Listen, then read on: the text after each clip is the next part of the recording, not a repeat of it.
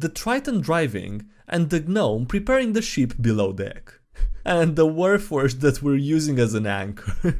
Hi everybody, it's SkyDieRay here and welcome to another D&D memes that completely misrepresents other people's issues for karma. Anyway, how are you doing? Having a wonderful day today. Before jumping into the video that does exactly what that said, if you wanna take a moment to smash the like button, it only takes a second, it helps out and I appreciate it a lot, so thanks so much for that. And yeah, with that being said, I hope you enjoyed the video. But first, a quick word from today's sponsor, Dragonair. Dragonair Silent Gods is a multiverse adventure role-playing game that will be available on mobile and PC. In addition to traditional character collection and development, the game adds grid-based combat, differentiated sandbox exploration, and seasonal social gameplay. Dragonair received widespread praise from players when it was first revealed in July. Combining player suggestions and a deeper understanding of the theme of the game, the development team updated and added a lot of new content. This is a game where you can have a highly free experience, and what's more, there's not only one world. The multiverse part means that there are different universes offering different experiences, and also it's a sandbox adventure that offers non-linear missions and side quests, as well as highly free in-game actions with puzzle solving, map events, treasure maps, and interacting with AI NPCs and changing their story. In addition to plot missions, there are also various things to do in the game, such as drinking contests and NPC commissions. It has D&D-like elements, paying tribute to D&D culture, with, for example, dice checks. Event checks are considered passed by reaching target points. The dice will determine if you can steal, trade, fight, persuade, and even if you are skilled enough to recruit legendary NPCs to join your team. The choices are yours, but the roles will decide your fate. I think this is a very nice aspect of the game, especially if having your fate determined by the dice gods is something that intrigues you too.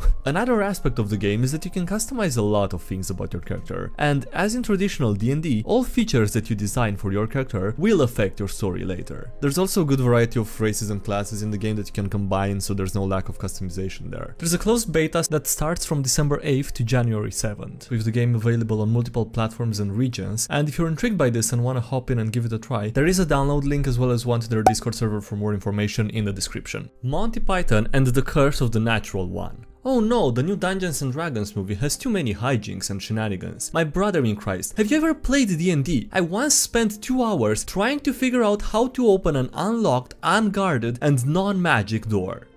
My party once captured a thief, tied him up, cast a levitation spell on him, and dragged him around like a balloon. Everyone expects D&D to be Lord of the Rings, but it always turns into Monty Python and the Holy Grail. Emotional damage. Bard. What if I did a vicious mockery and based on how hurtful it is, you tell me what dice to roll? DM. Sure, I'll allow it. You're none of your best friends' best friend. DM is silent. Party is silent. So what do I roll? He's dead. Oh, everyone make a wisdom save.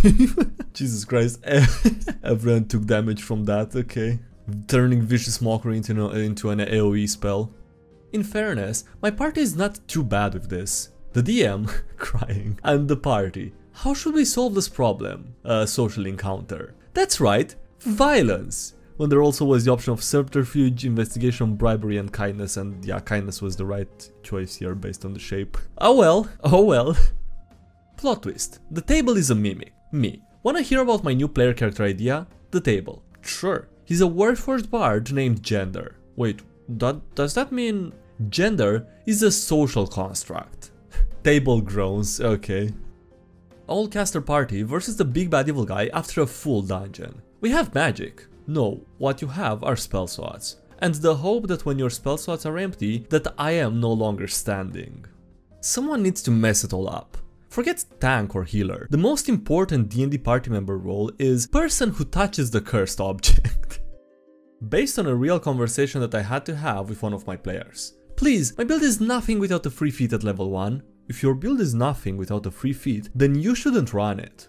Context. The pet is a giant wolf spider called Muffins. POV. You're an incapacitated enemy and the ranger's pet is hungry. The menace, Jesus Christ, the way he walks towards you. Yeah, good luck. There's no way you're making it out of here alive. God damn. Witness me. My barbarian on 8 hit points completely swarmed by enemies and my wife's wizard about to cast a 6th level fireball. When the artificer takes cleric levels. Okay, it's a chart, and I cast tape undead. So for getting there, it's yeah. Does it move? Yes. Should it? No. Use tape. Okay. For some reason, my DM refuses to give me steady aim, and he won't tell me why. Sometimes what a person needs is just one piece. Steady aim. I wonder if someone made this joke with the One Piece here being actually the One Piece the anime. I mean, there's no way I'm the first person who thinks of that. What a roller coaster of a round that was. Your low-level druid finally scores a big hit on the Mummy Lord with Moonbeam, and you score a follow-up hit with Magic Stone. 2 + -2 equals 0 damage. Very solid, yeah, that's a big hit. Found this on Facebook and decided to crop this for you. This made me chuckle. There are 2 doors. One leads to the castle, the other to certain death. You may ask one question to one guard to help you decide which door is the correct one. One guard always lies, and one always tells the truth. What do you ask? I love the response I read on the D&D page. After being presented with the classic riddle, the barbarian rips one of the guards' heads off with their bare hands before asking the remaining guard, "Is this guy dead?" The remaining guard very shaken. No? Barbarian. This guard is a liar, guys. Yeah, good job, I guess. This would be... Oh, Jesus Christ. I think you could figure out which one is the liar without having it be so complicated and without having to kill one of them. Jesus Christ. This doesn't really answer the question of which door is the correct one at all. But yeah, good job, Barbarian, I guess.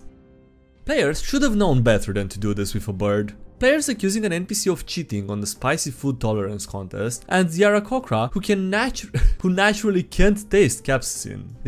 That is really unexpected and interesting if it's actually part of the in-game rules, or you know, the actual rules, I guess. That seems so random to add. The woes of being a dwarf. When you hold a grudge for 50 years and that pesky human dies before you can exact revenge. Oh no, the disappointment, Jesus man. Show me the lie. You think you're better than me. I am better than you. By far, Jesus Christ. The one on top is so... I mean, it's not confusing, it makes sense, but it's like so much worse. Why would you use that? If you have an option of making a D4 or buying one, why would you choose the one on top? DM. You either agree this concept is bullshit and we retcon, or you agree this is still legit. Party nukes a dragon with the peasant railgun, and the DM says that it's legit and allows it. Then, the evil king TPKs the party by using 10 peasant railguns. If you apply the rule of everything you can do, the bad guys can also do, it should really, you know, it should really make them think twice about everything. The struggle of finding peaceful players. We are ready to play Dungeons and Dragonites. Remember, you don't need to solve every problem with violence. We begin in a humble tavern. I play smart. I fling my club at the barkeep's face to assert dominance. Like how the little red guy looks on the left looks worried now. You're like level 3, you can't do that. Also, save some cool stuff for later. Backstory. Single-handedly, supposed to be single-handedly, Jesus Christ. Killed 50 bandits, took on a dragon, talked with a god, and avenged parents. Yeah, that's a big no. But then, having the same thing on a bucket list, yeah, that's a good approach. I mean, you also can have a cool backstory without being, you know, this level of overpowered. Why is this a thing? Pathfinder Core Rulebook 1st edition. You can't be a lawful barbarian, or else you lose the ability to rage and cannot gain any more levels as a barbarian. Me. Why though? Because apparently lawful people aren't allowed to rage in Pathfinder 1st edition? That's an interesting take on that, I guess. In a sea of nonsensical words that people try to get away with, I give you the true command. Grovel is and will always be the best use of the command spell. Change my mind. Well, it always depends on the DM what words he allows you to use, you know. Rule 1 of Critical Role. We don't talk about Tiberius. Disney Encanto. We don't talk about Tiberius. This will be fun. The party talking to the leech in the ranger's arm. Why is the exit to this dungeon blocked? This demiplane is well designed. What? When you entered this dungeon, you entered a demiplane. What? Confused. Brand undermonetized. DMs on the sub watching players scope about the monetization of the game. She wanted the bodyguard to attack his employer. Shockingly enough, he did not do that. Hostile NPC's bodyguard enters the room. Panic. The paladin casts command. Calm. The word she uses is kill. Panic. No.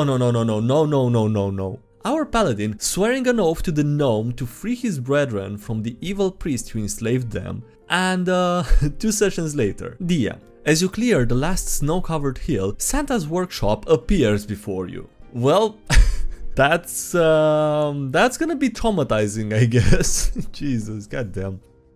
Reading the rules equals overpowered. Improvised weapons only do 1d4 damage, so there's no point in being creative. Improvising damage. Examples: 1d10 for burned by coals, hit by a falling bookcase, or pricked by a poison needle. 2d10 for being struck by lightning or stumbling into a fire pit. 4d10 by getting hit by falling rubble in a collapsing tunnel or stumbling into a vat of acid, Jesus. 10d10 for getting crashed by compacting walls, hit by whirling steel blades, or wading through a lava stream, sorry. 18d10 for being submerged in lava, being hit by a crashing flying fortress. How does that happen? How do you get hit by a crashing flying fortress? And for tumbling into a vortex of fire into the elemental plane of fire, being crushed in the jaws of a godlike creature or a moon-sized monster. 24d10, okay.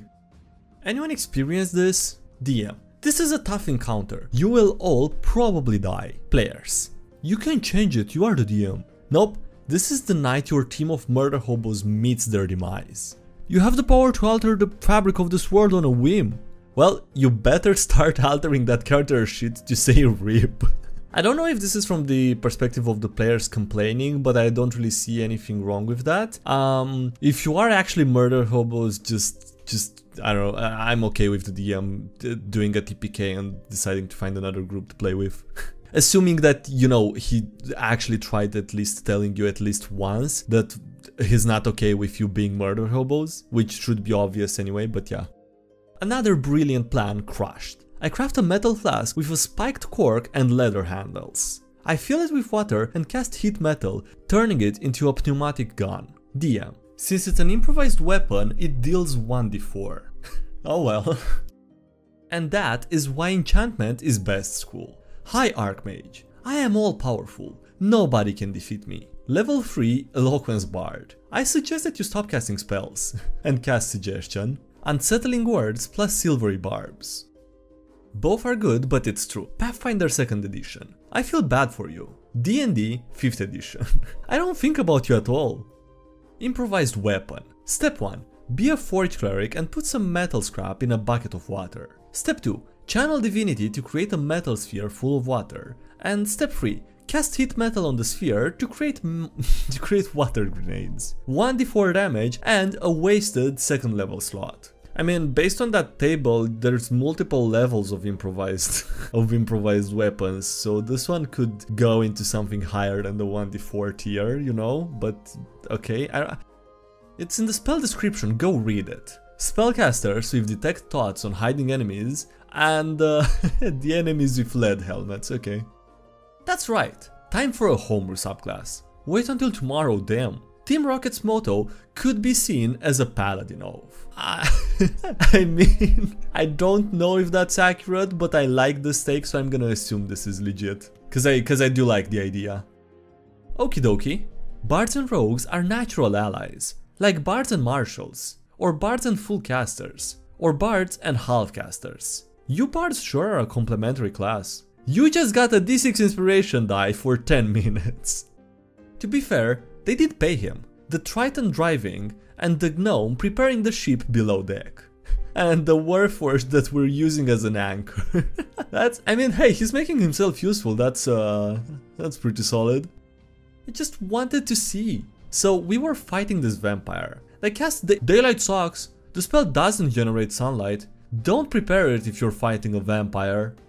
The rules go both ways. My players ask to know the actual health of their enemies even if I don't fudge, and I refuse because it would be against the spirit of the game. The players start hiding their own health and don't fudge, and I have to keep track of that too. Jesus, okay. I mean, that's kind of in their disadvantage, because it's gonna make it more likely that you kill them accidentally without even wanting to. But also, I guess it keeps the game more, you know, real, with the DM not fudging rolls to avoid killing players. I don't know. Does it work? Ask your DM. I'm not your DM, so I can't say. You can, in theory, use create food and water to supply yourself with free bones or even wax. What? You can summon meat with bones in it to get free bones, and if you can summon full cheese wheels, then those are sealed in wax. Jesse, what the f are you talking about? Come on, just nobody ever knows what Jesse is talking about, but to be fair, this one seems realistic and doable, so maybe it would work? I don't know. Anyway, on that note, that's me for today's video, so thanks so much for watching, hope you enjoyed. Don't forget to like you did and subscribe if you haven't already. Also, thank you to everyone supporting the channel on Patreon as well as YouTube. I appreciate it also, thanks so much for those. Links below if you want to check them out, as well as links to the social media, Discord, Subreddit, anything else. And yeah, that's it, thanks again for watching, until next time, have a great bye.